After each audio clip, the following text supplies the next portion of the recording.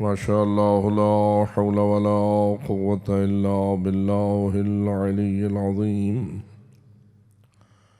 رب اشرح لي صدري ويسر لي أمري واحلل عقدة من لساني يفقهوا قولي.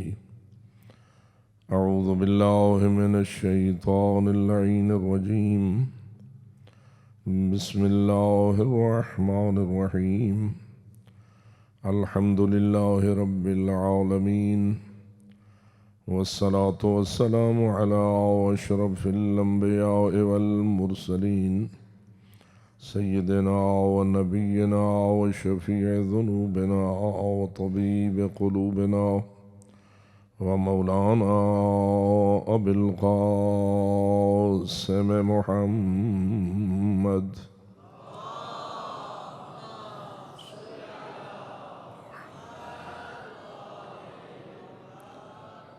والصلاة والسلام على أهل بيته الطيبين الطاهرين المعصومين الغر الميامين المنتجبين المكرمين الذين قال الله تعالى في حقهم: إنما يريد الله ليذهب عنكم الرجس أهل البيت ويطهركم تطهيرا.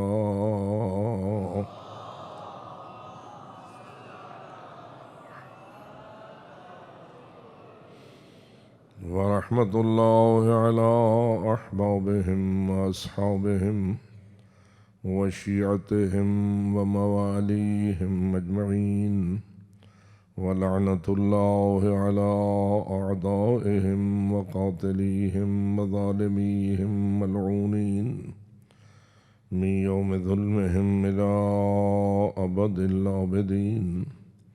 أما بعد، فقال الله تبارك وتعالى في كتابه المبين وخطابه المتين: بسم الله الرحمن الرحيم. هو الذي أرسل رسوله بالهدى ودين الحق ليظهره على الدين كله ولو كره المشركون. صلوات.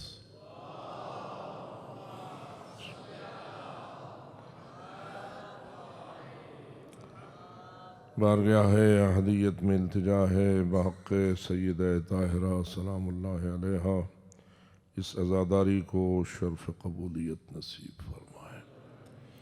ہمارے اسلاف اور بزرگان جنہوں نے اس عزاداری کو زندہ و تابندہ رکھا، اس کے لیے محنتیں اور کوششیں کیں اور اس پر قربانیاں دیں اور یہ بہترین وراثت اور عبادت ہم تک پہنچائی، خداوند منان انہیں اس کا بہترین اجر عطا فرمائے۔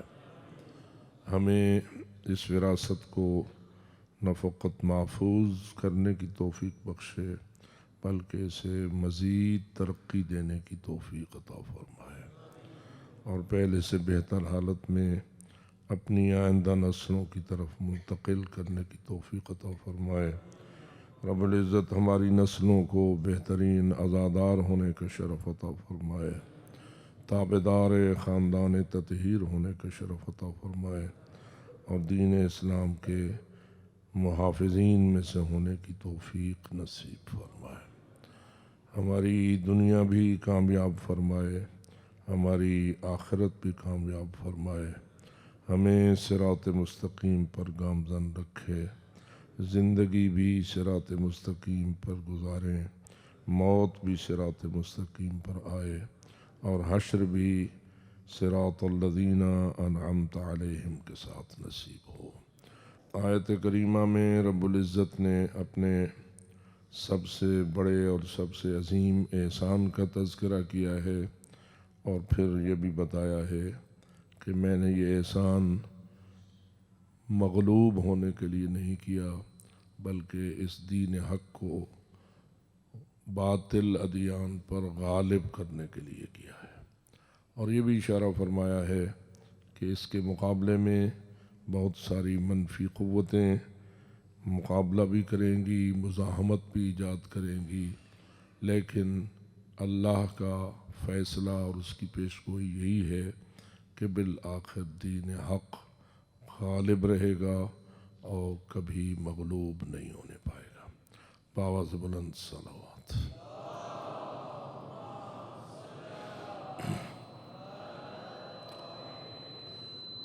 اس بات پر تو ہمارا یقین اور ایمان ہوا کہ لیظہرہ علی الدین کلہ، اس دین حق اور اس ہدایت برحق نے یقیناً غالب آنا ہے، یقیناً غالب آنا ہے۔ لیکن آیا یہ غلبہ اللہ اپنی قدرت قہارہ کے ساتھ کرے گا یا اسے ایسے اسباب کے ساتھ نتیجے تک پہنچائے گا کہ جو اسباب عادی اسباب ہیں اور ان کو اللہ نے معجزے کے دائرے میں نہیں رکھا بلکہ عادت کے دائرے میں رکھا ہے، خرق عادت نہیں بنایا بلکہ عادت کے اندر بنایا ہے۔ باواز بلند صلوات پڑھ لیں۔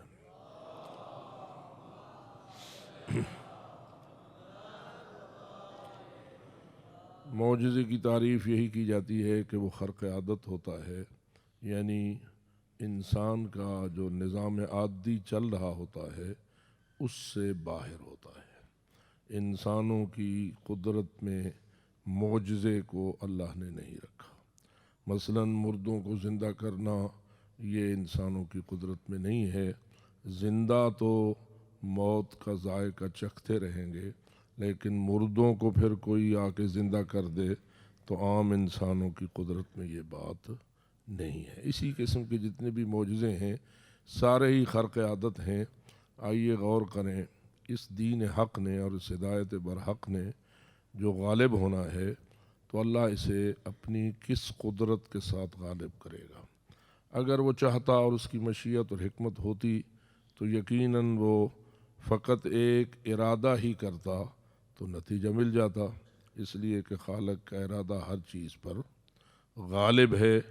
جب وہ ارادہ تکوینی کر لیتا ہے تو پھر اسے کوئی چیز روک نہیں سکتی، حتیٰ کہ اگر وہ ارادہ کرے تو چلتا ہوا دریا بھی ایک ڈنڈے کی ضرب سے رک جاتا ہے۔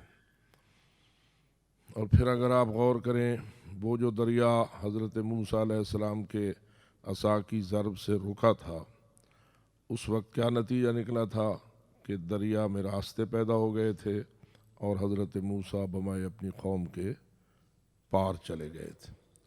لیکن کیا پھر وہ راستے ختم ہو گئے یا راستے برقرار رہے؟ پیچھے سے فرعون آ رہا تھا، فرعون اپنے لشکر کے ساتھ آ رہا تھا۔ اب میں آ کے دیکھتا ہوں کہ دریا کے راستے موجود ہیں اور فرعون اپنے لشکر سمیت پہنچ گیا ہے۔ غور کیجئے، فرعون نے یہ منظر دیکھا، اس کے فرعونیوں نے بھی یہ منظر دیکھا۔ دعویٰ کرتا تھا انا ربکم الاعلی، میں تم سب کا اعلیٰ رب ہوں۔ ذرا ہم اگر اندازہ لگائیں اور تھوڑا سا سوچیں، کیا فرعون نے یہ نتیجہ نکالا ہوگا کہ اس چلتے ہوئے دریا میں راستے میں نے پیدا کیے ہیں؟ فرعون خود کیا سمجھ رہا ہوگا، کیا میں نے پیدا کیے ہیں یا کسی اور ہستی نے پیدا کیے ہیں؟ واضح ہے کہ وہ سمجھ رہا ہے کہ میں نے پیدا نہیں کیے، کوئی اور ہستی ہے جس کے رب ہونے کا اعلان حضرت موسیٰ و ہارون کرتے ہیں اور اس کو وہ رب العالمین کہتے ہیں۔ پس یہ راستے پیدا کیے ہیں تو کس نے؟ وہ جس کو حضرت موسیٰ اپنا رب کہتے ہیں، حضرت ہارون اپنا رب کہتے ہیں اور اس کے رب العالمین ہونے کا تعارف کراتے ہیں۔ میں تو اس چیز پر قادر نہیں ہوں۔ یہ پانی کس نے روکا تھا اور یہ راستے کس نے بنائے تھے؟ اللہ نے۔ اللہ کو کتنا زور لگانا پڑا تھا؟ تو واضح ہے کہ اللہ کا اور کوئی زور نہیں ہے، اس کا زور اس کا ارادہ ہے۔ انما امرہ اذا اراد شیئا ان یقول لہ کن فیکون، جب وہ ارادہ کرتا ہے کسی چیز کے ہو جانے کا اور اس کا ارادہ یہ ہوتا ہے کہ ایسا ہو بس اس کا ارادہ ہی ہونا ہوتا ہے، ارادہ کرتا جاتا ہے اور جو چاہتا ہے مراد حاصل ہوتی جاتی ہے اور اسے کوئی چیز روک نہیں سکتی۔ اللہ کا ارادہ ہے کہ دین حق اور ہدایت غالب رہے، لِیُظْہِرَهُ عَلَى الدِّینِ کُلِّهِ۔ لیکن کیا اللہ نے یہ ارادہ وہ کیا ہے جو ارادہ اس دریا کے اندر رستے پیدا کرنے کے لیے کیا تھا؟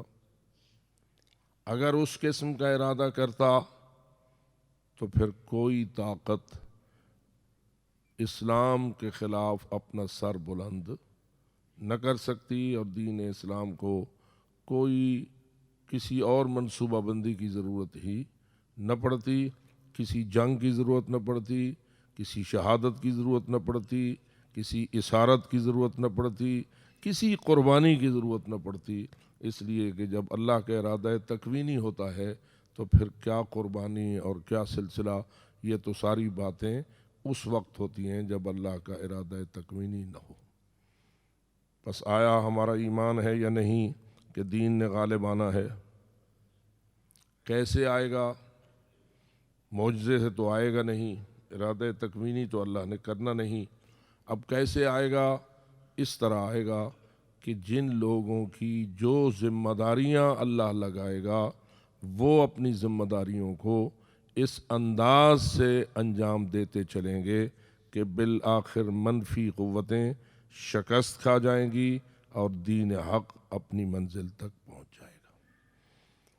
یہ ذمہ داریاں کس کی ہیں؟ اس وقت جتنے ہم لوگ بیٹھے ہوئے ہیں، کیا ہماری بھی کوئی ذمہ داریاں ہیں یا ہم ان ذمہ داریوں سے آزاد ہیں؟ ہم نے تو فقط تماشا دیکھنا ہے، جیسے کہ کوئی میچ ہو رہا ہوتا ہے اور میچ کے گرد و نواح میں میچ کھیلنے والے تو چند افراد ہوتے ہیں اور میچ دیکھنے والے ہزاروں کی تعداد میں ہوتے ہیں۔ ہزاروں فقط تماشا دیکھتے ہیں اور اصل محنت وہ کھیلنے والے کرتے ہیں جو میچ میں کھیل رہے ہوتے ہیں۔ کیا ہم نے تماش بین کا کردار انجام دینا ہے یا ہم نے کوئی اپنی ذمہ داریوں کا کردار انجام دینا ہے؟ میں یہ سمجھتا ہوں کہ ان مجالس طاہرہ میں ضروری ہے کہ انسان جائزہ لے کہ آخر کیوں ہم مصائب سیدہ طاہرہ سننے اور پڑھنے کے لیے جمع ہوتے ہیں۔ سیدہ طاہرہ کیا خود معجز نما ہستی نہ تھی؟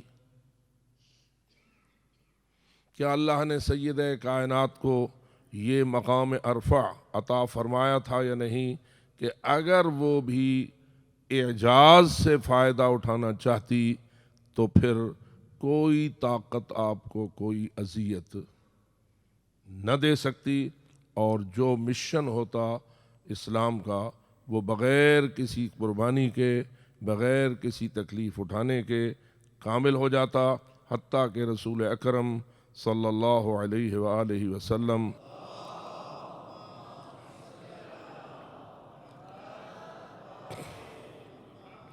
کو یہ ارشاد بھی نہ فرمانا پڑا تھا کہ ما اوذی نبی قط مثل ما اوذیت، جتنا مجھے دکھایا گیا ہے، جتنا مجھے ستایا گیا ہے، اتنا کسی نبی کو نہیں ستایا گیا۔ معلوم ہوا انبیاء ستائے گئے، انبیاء کو دکھایا گیا، انبیاء کے مخالفین اور دشمنان نے ان کے اوپر ہر قسم کے ظلم کی کوشش کی اور انہوں نے ظلم کا مقابلہ کیا، لیکن آیا معجزوں سے مقابلہ کیا یا قربانیوں سے مقابلہ کیا؟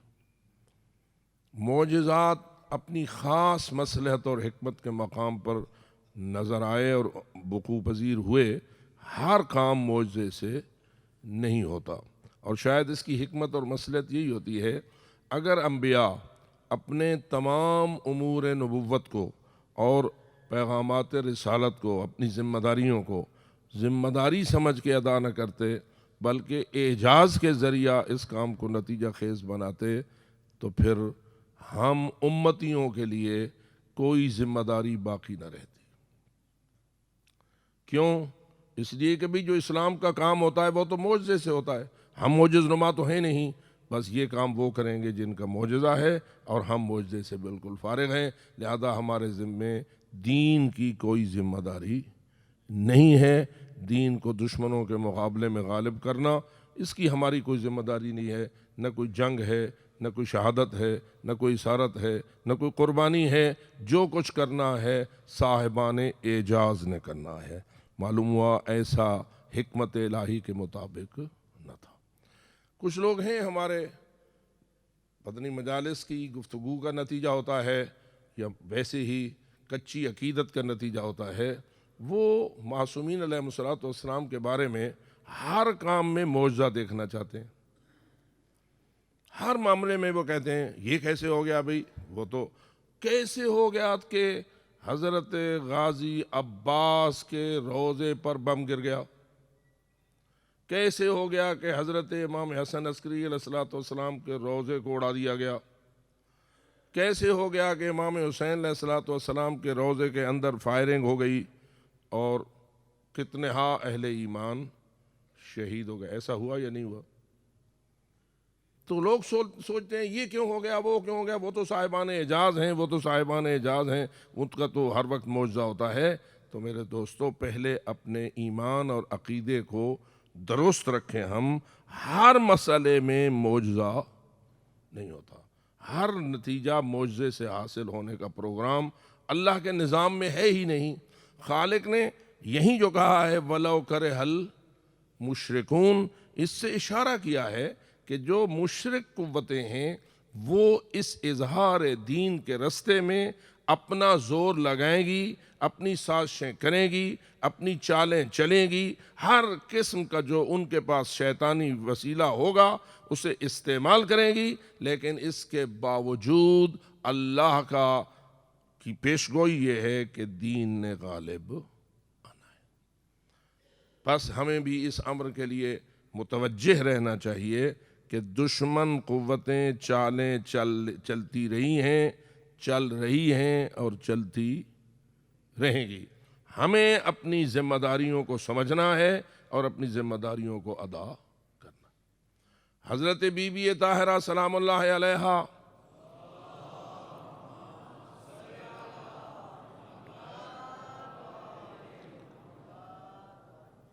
واضح ہے کہ کائنات میں منفرد بی بی ہے، ایسی ہستی ہے کہ پوری کائنات میں زہرا کا کوئی ثانی نہیں۔ بہت بڑی ہستی ہیں حضرت مریم، لیکن مریم بھی بی بی طاہرہ کے مقابلے میں بے شک کہ حضرت مریم معجز نما ہستی تھی، اللہ کی طرف سے رزق آیا کرتا تھا۔ حضرت زکریا بڑے تعجب سے یہ پوچھتے تھے انا لک ھذا، مریم تو ایک کمرے میں بند ہوتی ہے، باہر سے تالا لگا ہوا ہوتا ہے، کسی کی آمد و رفت نہیں ہے، تو یہ پھل اور یہ بے موسم پھل تجھے کہاں سے آ جاتے ہیں؟ تو وہ جواب میں کیا فرماتی تھیں؟ اللہ کی طرف سے ہیں، اللہ جسے چاہتا ہے دے دیتا ہے، تالے کے اندر بھی دے دیتا ہے۔ یہ معجزہ تھا نا، اس قسم کے پھلوں کا آنا معجزہ۔ حضرت مریم کے جتنے بھی واقعات ہیں ان میں اکثر معجزہ نظر آتا ہے۔ حضرت عیسیٰ علیہ السلام کی ولادت، ان کا آپ کے پیٹ میں آنا، جبریل کا آنا، حضرت مریم کے ساتھ جبریل کا مکالمہ، یہ ساری گفتگو جو قرآن مجید میں ہے سب خرق عادت ہے، اور خواتین کے ساتھ اس قسم کا کوئی معمول نہیں ہے۔ حضرت مریم گویا زندگی پوری اکثر معجزے سے عبارت نظر آ رہی ہے، لیکن حضرت زہرا کی ذمہ داریاں عموماً قربانی کے نتیجے میں ادا ہوئی ہیں یا معجزے کے نتیجے میں ادا ہوئی ہیں؟ میں کبھی کبھی سوچتا ہوں بے شک جنت کے کھانے اس گھرانے کے اوپر نازل ہوتے تھے، لیکن کس طرح؟ روایتیں تو اس طرح کی ہیں کہ ایک دن حضرت امیر المومنین علی ابن ابی طالب علیہ السلام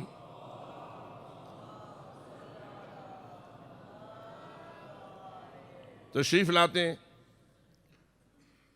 بی بی طاہرہ سے غذا کے متعلق سوال کرتے ہیں تو بی بی فرماتی ہیں میرے تو حسنین بھی 2 دن سے بھوکے ہیں، یعنی گھر میں کوئی کھانے کا انتظام نہیں ہے۔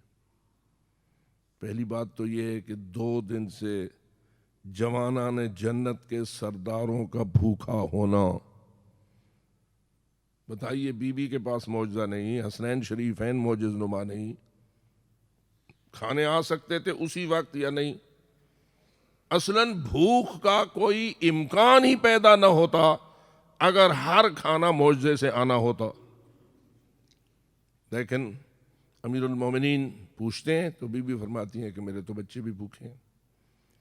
اب مولا علی علیہ السلام باہر جاتے ہیں تاکہ اپنے بچوں کے لیے غذا کا انتظام کریں، آ کھڑے ہوتے ہیں ایک یہودی کے دروازے پر، اس سے 1 دینار قرض لیتے ہیں اور اس دینار کو جیب میں ڈالتے ہیں۔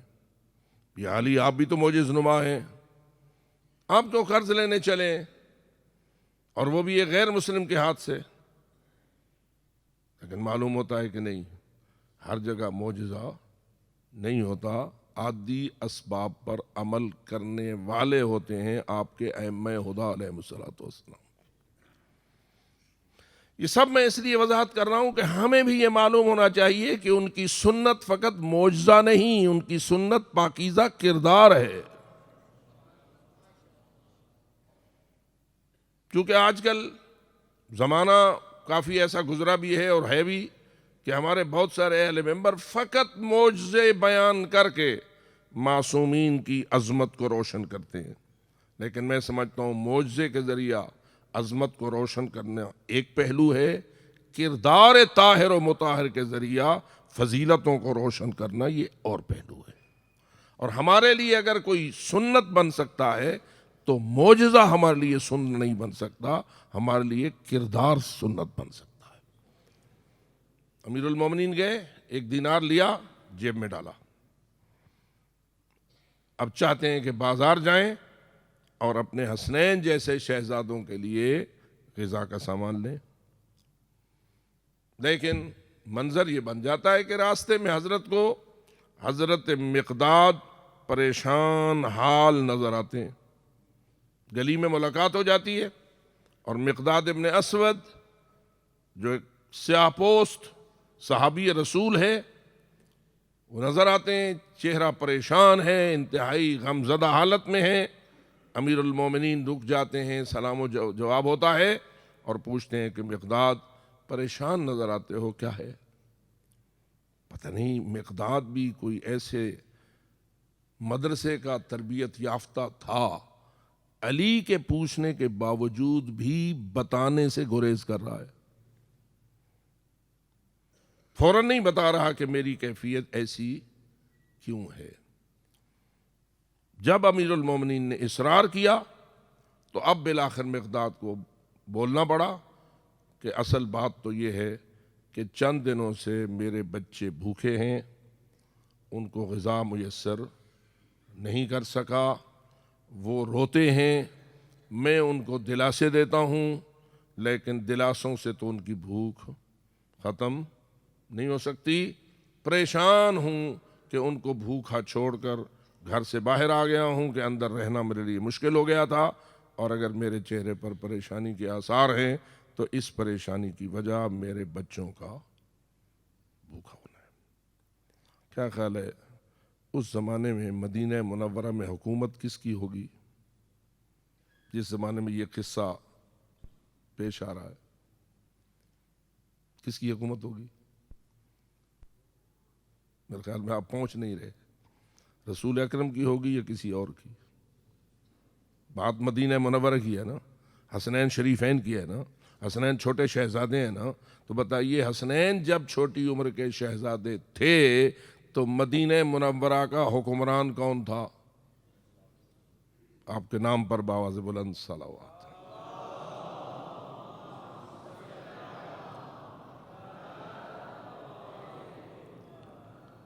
فرمائیے رسول اکرم کی حکومت میں بھی علی اور مقداد جیسے ہستیوں کے بچے بھوکے. بابا اگر معجزوں سے کام چلنا ہوتا تو رسول اکرم کا ایک ارادہ بارگاہ رب العزت میں اتنا مقبول تھا کہ پورا مدینہ یا سیر ہو جاتا یا بھوک ہی ختم ہو جاتی. لیکن ایسا نہ ہوا. مقداد کے بچوں کی بھوک کا بھی روایت نے تذکرہ کیا اور زہرا کی اولاد کے بھوک کا تذکرہ بھی روایت نے اب تک پہنچایا. لیکن ہوا کیا؟ اب امیر المومنین نے جب مقداد کے بچوں کی بھوک کا تذکرہ سنا تو اپنی جیب میں ہاتھ ڈالا. وہ دینار جو حسنین کی غذا کے لیے قرض لیا تھا وہ مقداد کے ہاتھ پہ رکھ دیا. کہا کہ جاؤ اس سے اپنے بچوں کی غذا کا انتظام کرو. اب وہ دینار مقداد نے لے لیا. علی کے جیب میں کتنے رہ گئے؟ جی کتنے رہ گئے؟ خالی ہو گئی یا معجزے نے بھر دی؟ علی حیدر اقرار کی جیب خالی ہو گئی. اب جب خالی ہوئی، چلے تو تھے اس لیے کہ بچوں کے لیے غذا کا انتظام کریں گے، جس سے انتظام ہونا تھا وہ پیسہ مقداد لے گئے. ان کا جیب خالی ہو گیا. گھر جانے کے لیے صورتحال صحیح نہ رہی، اس لیے آپ نے گھر جانے کا ارادہ بدل دیا اور مسجد کو چلے گئے. مسجد میں تشریف لے گئے. آگے نماز باجماعت کا ٹائم ہو گیا. رسول اللہ تشریف لے آئے. انہوں نے نماز باجماعت کرائی. مسلمان جماعت میں حاضر ہوئے. سب نے نماز باجماعت پڑھ لی. جب جماعت ختم ہوتی ہے تو پھر کیا ہوتا ہے؟ نمازی اپنے اپنے گھروں کو چلے جاتے ہیں. نمازی اٹھ گئے، گھر کی طرف چلے گئے. مسجد خالی ہو گئی. علی کدھر جائے؟ انتظام تو ہے نہیں. لہذا علی بیٹھے مسجد میں تسبیح پڑھنے لگے اور اللہ کو یاد کرنے لگے. رسول اکرم اپنے مصلی سے امامت سے اٹھے. روایت کے مطابق پیچھے سے علی کے آئے.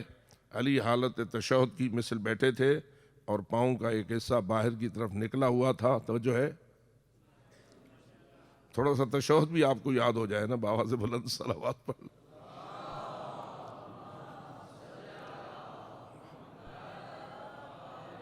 تشہد پڑھنے کی جو فقہ جعفریہ کے مطابق مستحب کیفیت یا شکل ہے وہ کیا ہے کہ ایک پاؤں باہر نکلا ہوا ہوتا ہے، دوسرے پاؤں کے ساتھ جڑا ہوا ہوتا ہے. تو امیر رسالت مآب آئے. آ کر امیر المومنین کے پاؤں پہ پیچھے سے آئے اور پاؤں پہ پاؤں رکھ دیا اور تھوڑا سا دبایا. معلوم ہوتا ہے علی کو غرق تھے، اپنے اللہ کے ساتھ لو لگائے ہوئے اتنے غرق تھے کہ رسول اکرم کو پاؤں دبانا پڑا. دبایا. علی نے نظر اوپر اٹھائی. رسول اللہ نظر آئے اور رسول اکرم یہ فرما رہے تھے، یا علی آج ہم آپ کے مہمان ہیں. کیا خیال ہے، آپ کو یہ مہمانی قبول ہے یا نہیں؟ جی جس کو قبول ہو وہ صلوات پڑھ لے. محمد. آواز ہے کہ مہمانی یا بات کون فرما رہے ہیں؟ پیغمبر اکرم. کس سے؟ مولا علی سے. مولا علی کی گھر کی کیفیت کیا ہے؟ کچھ نہیں. بچے بھی بھوکے ہیں، سہرا بھی بھوکی ہیں، خود بھی غذا کا سامان نہیں ہے، سارا کچھ نہیں ہے. لیکن کیا علی حیدر کرار رسول اکرم کی میزبانی کو قبول کریں یا انکار کریں؟ قبول کریں. اس کا مطلب یہ ہے کہ آپ کو بھی ان کی سیرت بڑی منظور ہے. سمجھنے کی باتیں ہیں نا. تو واضح ہے کہ علی نے قبول کرنا ہے، علی نہ انکار نہیں کر سکتے. اٹھے، آگے آگے رسول اعظم چلے، پیچھے پیچھے مولا علی چلے. پہنچ گئے بی بی طاہرہ کے گھر. اب بتائیے بی بی اپنے بابا کا کیسے استقبال کرتی تھی؟ روایت کہتی ہے جب رسول زہرا کے پاس آتے تھے تو زہرا اپنی پوری محبت کے ساتھ استقبال کرتی تھی، اور جب زہرا رسول کو ملنے جاتی تھی تو رسول اپنی زہرا کا مکمل استقبال کرتے تھے۔ جب رسول کے پاس بی بی جاتی تھی تو حضرت رسالت مآب اٹھ کھڑے ہوتے تھے، اپنی مسند کو چھوڑ دیتے تھے، چند قدم آگے چلتے تھے، بی بی طاہرہ کے ماتھے پہ بھی بوسے دیتے، آپ کے ہاتھوں کو بھی چومتے، اپنی مسند پر بٹھاتے اور کہتے جب بھی میں تیری پیشانی کو بوسہ دیتا ہوں تو مجھے جنت کے اس پھل کی خوشبو آتی ہے جو میں نے سفر معراج میں تلاوت کیا تھا۔ روایات بڑی عجیب و غریب ہیں۔ جبریل امین رسول اکرم کو سفر معراج میں جب جنت میں لے گئے تو ایک ایسے درخت کے پاس لے گئے جس درخت سے بہتر جنت میں اور کوئی درخت نہ تھا، اور اس پھل کے پاس لے گئے جس سے بہتر جنت میں کوئی پھل نہ تھا، اور اس پھل کو پیش کیا سید الانبیاء کی خدمت میں اور فرمایا کہ یا رسول اللہ، یہ پھل اللہ نے فقط اور فقط آپ کے لیے جنت میں خلق کیا۔ کائنات کے سارے موجودات بھی اپنے پورے شرف کو لے کر اکٹھے کر لیں اور رسول اکرم کے شرف کے مقابلے میں پوری کائنات کا شرف رکھا جائے تو بچائیے شرف رسول بھاری ہوگا یا شرف کائنات بھاری ہوگا؟ ایک فضیلت بھی رسول اکرم کی کائنات کے سارے فضائل پہ بھاری ہے۔ اب حضرت عائشہ پوچھ رہی ہے آپ اتنی بلند ہستی ہیں کہ کائنات میں آپ کی مثل کوئی نہ تھا، نہ ہے، نہ ہو سکتا ہے، آپ اپنی بیٹی کے احترام کے لیے کھڑے کیوں ہو جاتے ہیں؟ تو رسول اکرم کا جواب یہ تھا کہ میں ویسے کھڑے نہیں ہوتا، اس رب جلیل کا حکم ہوتا ہے تو کھڑا ہو جاتا ہوں۔ اللہ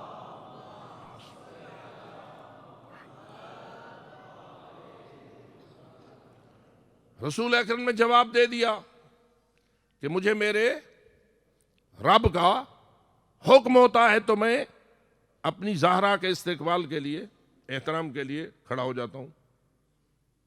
یا اللہ تو کیوں حکم دیتا ہے؟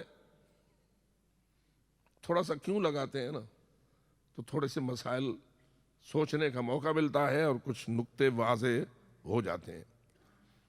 یا اللہ تو کیوں حکم دیتا ہے کہ زہرا کے استقبال کے لیے اے میرے سید الانبیاء کھڑا ہو جا؟ کوئی اس میں بھی حکمت اور مصلحت ہونی چاہیے یا نہیں؟ اب رسول اکرم کو اللہ کا حکم دینا کیا یہ ہم امتیوں کے لیے سنت بنا؟ یعنی کیا ہم لوگوں کے لیے یہ سنت ہے کہ میں باپ ہوں، میری بیٹی مجھے ملنے آئے تو میں سنت رسول سمجھتے ہوئے اپنی بیٹی کے احترام کے لیے کھڑا ہو جاؤں؟ کیا یہ سنت ہے؟ کیا ہم اس پر عمل پیرا ہیں؟ کیا ہمارے علماء عمل پیرا ہیں، ہمارے مجتہدین عمل پیرا ہیں، ہمارے اتقیاء اور ہمارے زیادہ سے زیادہ چھوٹی سی چھوٹی نیکی کو بھی ڈھونڈنے والے بزرگان کیا وہ اس پہ عمل پیرا ہیں؟ اور کیا سنن رسول میں کہیں یہ لکھا ہوا ہے کہ سنت رسول ایک یہ بھی ہے کہ آپ کی بیٹی آپ کے لیے ملنے کے لیے آئے تو آپ اس کے استقبال کے لیے کھڑے ہو جائیں؟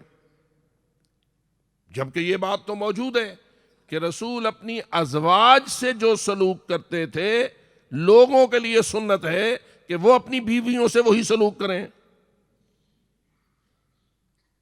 بیویوں کے درمیان راتوں کی تقسیم یہ رسول اکرم کی سنت تھی یا نہیں؟ امت کے لیے کیا یہی سنت رسول ہے یا نہ؟ ایک بیوی ہو تو حکم کیا ہے، دو بیویاں ہوں تو حکم کیا ہے، تین بیویاں ہوں تو حکم کیا ہے، چار بیویاں ہوں تو حکم کیا ہے؟ یہ احکام شاباشی کے آیا فقہا نے اپنی کتابوں میں سنت رسول کے طور پر لکھے ہیں یا نہیں لکھے ہیں؟ پس رسول اگر اپنی ازواج سے کوئی سلوک کرتے ہیں وہ امت کے لیے سنت بن جاتا ہے، لیکن اپنی بیٹی کے لیے جو سلوک کرتے ہیں وہ امت کے لیے سنت نہیں بنتا۔ فقط بیٹی کے لیے نہیں بلکہ اگر تھوڑا سا کھول کے دیکھو، رسول اکرم اپنی اہل البیت کی عظمت کو روشن کرنے کے لیے جو بھی اقدام کرتے ہیں وہ امت کے لیے سنت نہیں بنتا۔ کیا حضرت رسالت میں آپ نے حسنین شریفین کو اپنے کندھے پہ اٹھا کر باہر پھرایا یا نہیں؟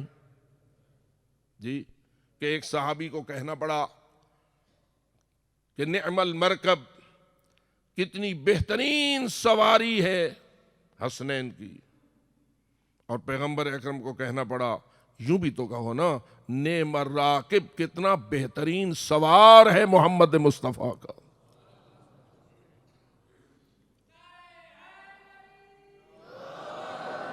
یہ منظر پیش آیا نا صحابیوں کے سامنے۔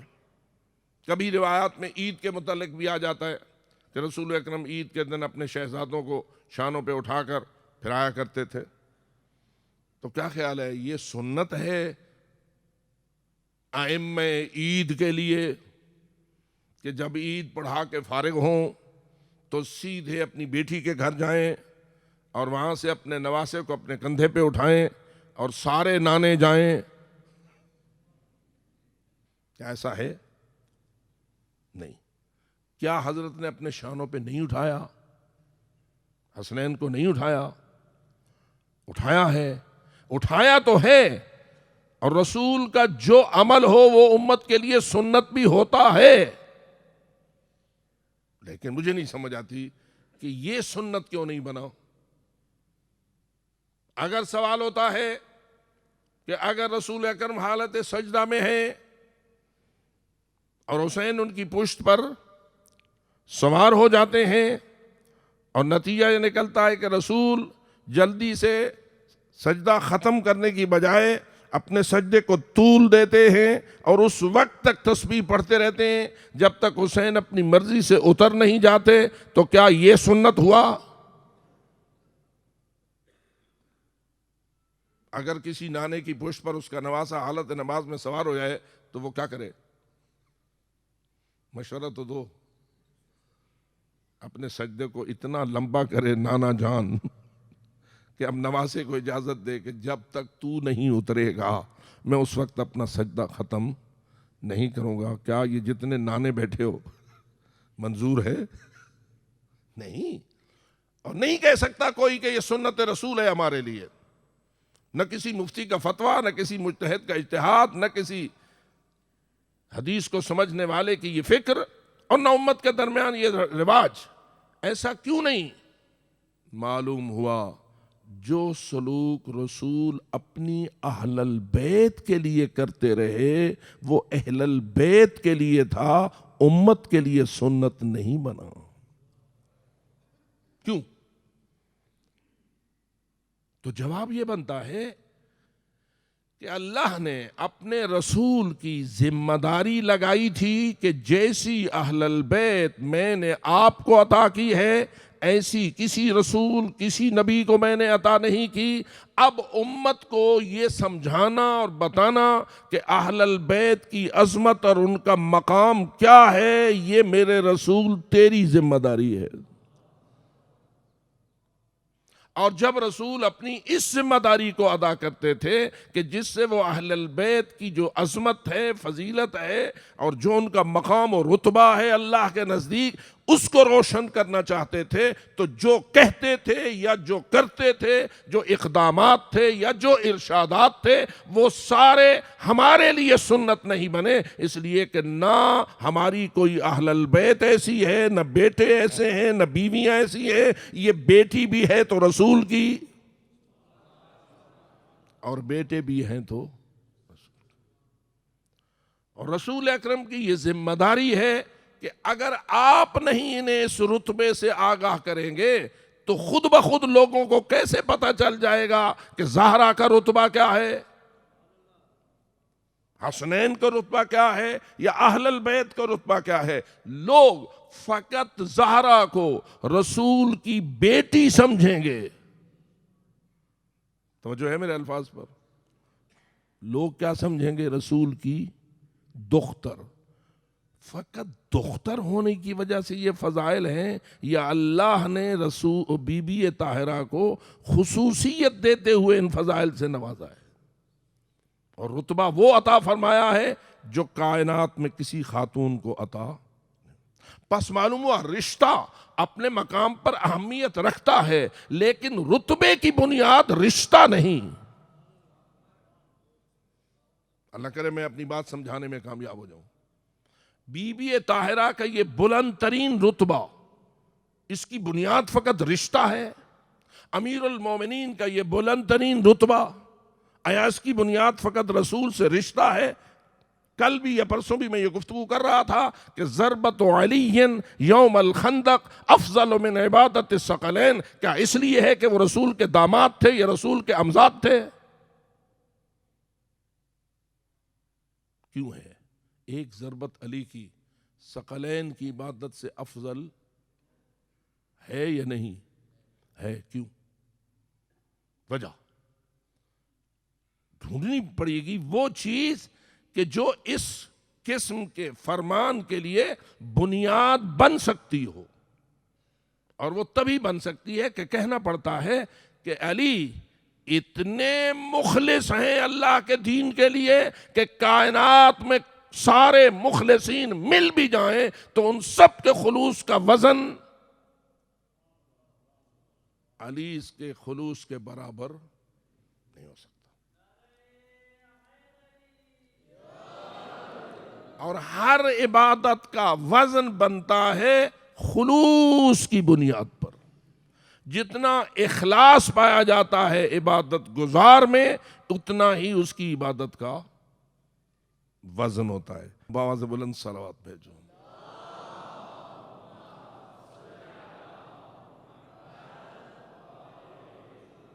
یہ صلوات آپ نے بھیجی، عبادت ہے یا نہیں؟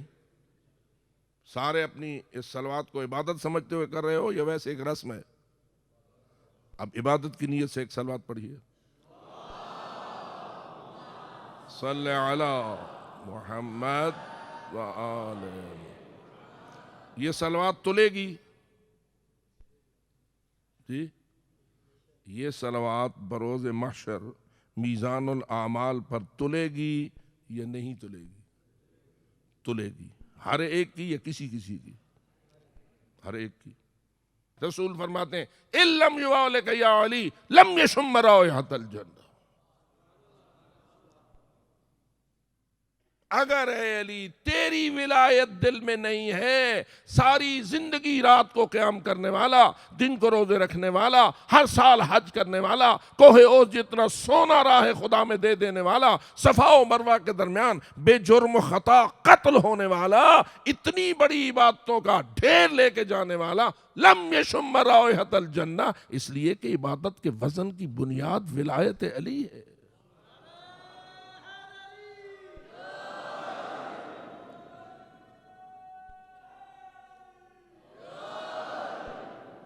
اچھا آپ سارے ماشاءاللہ ولایت علی والے بیٹھے ہیں،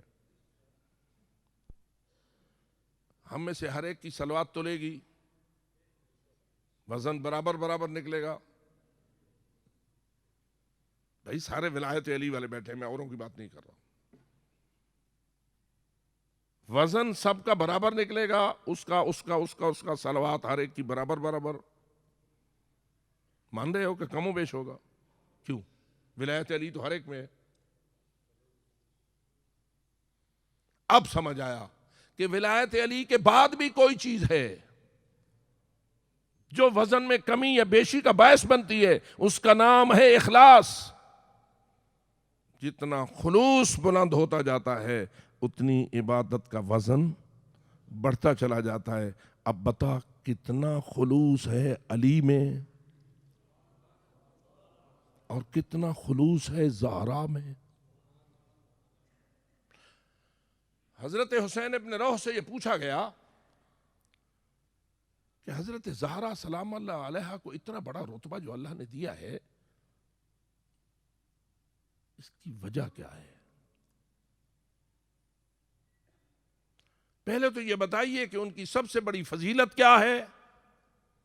تو فرمایا دو فضیلتیں ہیں زہرا کی۔ ایک تو یہ کہ وہ رسول کی ایسی وارث ہیں کہ ایسا اور کوئی وارث نہیں. واضح ہے کہ رسول کی نسبی وراثت میں بھی زہرا کا کوئی شریک نہیں اور دیگر تمام وراثتوں میں بھی زہرا کا کوئی شریک نہیں. اور دوسری وجہ یہ ہے کہ اللہ نے زہرا کو ایک سب سے بڑی فضیلت یہ عطا فرمائی ہے کہ اس کی اولاد میں امامت کو رکھ دیا ہے. شاید ہم اس قسم کی فضیلتوں کی طرف بہت کم متوجہ ہوتے ہیں. بیان سامنے آتا ہے تو پتہ چلتا ہے. کیا خیال ہے کسی امام کی ماں ہونا؟ میں کہا کرتا ہوں ایک ہوتا ہے معصوم کی زوجہ ہونا، ایک ہوتا ہے معصوم کی ماں ہونا. ان دونوں میں کوئی فرق نظر آتا ہے یا نہیں؟ تو ماں ہونے کی شان کچھ اور ہے، زوجیت کی شان کچھ اور ہے. بے شک کہ ازواجہ امہاتہم، رسول کی بیویاں مومنوں کی مائیں ہیں، لیکن جو معصوم کی ماں ہو، مومن کی ماں ہونا اور ہے اور معصوم کی ماں ہونا اور ہے. یہ جتنی امہات المعصومین، امہات الائمہ ہیں، ہم سب کے ساتھ عقیدت رکھیں یا نہ رکھیں اور سب کی عظمت کو سلام پیش کریں یا نہ کریں، اگرچہ کہ وہ خاندان بنی ہاشم اور خاندان سادات سے نبی تھیں، ہیں نا بہت ساری امہات المعصوم ائمہ ہدا کہ جو کسی اور خاندان سے آئی ہیں. خود حضرت نرجس یہ آیا خاندان رسول سے تھیں نا، لیکن مقام کتنا بلند ہے، عظمت کتنی اونچی ہے. اور بس ہمیں سمجھنے کے لیے اتنا ہی کافی ہے کہ وہ مہدی برحق کی ماں بنائی گئی ہے. وہ مہدی برحق کہ جس کی نام لیتے ہوئے صادق آل محمد اتنے جھک جایا کرتے تھے کہ نظر ایسے آتا تھا کہ ابھی پیشانی زمین پہ رکھ دیں گے. تو ماں ہونا ایک عظمت ہے. ایک معصوم کی ماں ہونا اور 11 معصومین کی ماں ہونا. اور پھر عجب یہ ہے، معصوم کی معصومین کی ماں ہے، معصوم کی زوجہ ہے، معصوم کی بیٹی ہے. حضرت علامہ حافظ سیف اللہ خان صاحب جعفری عموماً اپنی ایک مجلس میں یہ جملہ کہتے تھے، جہاں سلسلہ نبوت ختم ہوتا ہے اور جہاں سے چشمہ امامت پھوٹتا ہے، اس مرکزی نقطے کا نام فاطمہ زہرا ہے.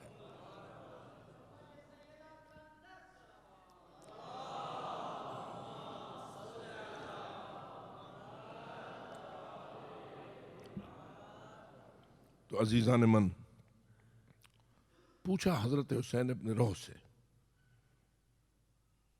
کہ یہ اتنی بڑی بے مثال فضیلتیں اللہ نے زہرا کو کیوں دے دی؟ تو جواب یہ تھا کہ زہرا کا خلوص اتنا ہے کہ وہ ان فضائل کی حقدار ہے. دین کے حق میں خلوص، ایمان کے حق میں خلوص، آپ کی اور ہماری ہدایت کے حق میں خلوص. هو الذی ارسل رسولہ بالہدی ودین الحق. یہ ہدایت اور دین حق پہنچے، اس کا اظہار ہو اور کوئی بھی اس کا مقابلہ کرے تو میں اس کے مقابلے میں کھڑی ہو جاؤں اور اس کو شکست دے کر دین کا بیمہ کر دوں. اس کو کہتے ہیں زہرا. تو کیا خیال ہے اگر بی بی طاہرہ خلوص والی خاتون نہ ہوتی تو گنجائش تو موجود تھی کہ گھر کے کمرے کے اندر بیٹھ جاتی اور کہتی میرا کیا تعلق ہے اس سے، جو کرتے ہیں کرتے رہیں، جو اقدامات ہو رہے ہیں ہوتے رہیں. لیکن نہیں، زہرا کا خلوص اجازت نہ دے رہا تھا کہ دین کے خلاف لوگ سازش کریں اور زہرا خاموشی سے بیٹھ جائے. یہی وجہ ہے کہ بی بی نے جو اقدامات ان کی شان کے مطابق تھے اس کے کرنے میں کوئی کمی نہیں چھوڑی۔